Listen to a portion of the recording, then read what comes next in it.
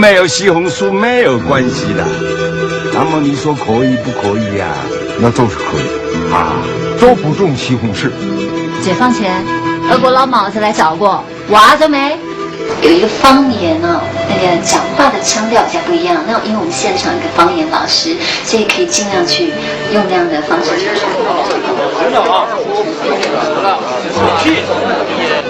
Hey girl, how you feeling?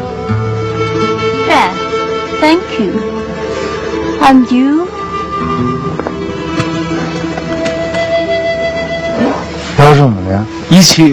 然后他戏中他设定的是他常常是在念英文，就是因为村里的那种英文跟我们平时学的英文那么标准，那么美腔是不可能的。滚！出卖你！这么多钱，你翻译的真好啊！不管从台湾来的还是香港来的，我们也走方言，也走方言这个文化路线。那么这位先生要怎么称呼你呀？他姓唐，唐团长啊。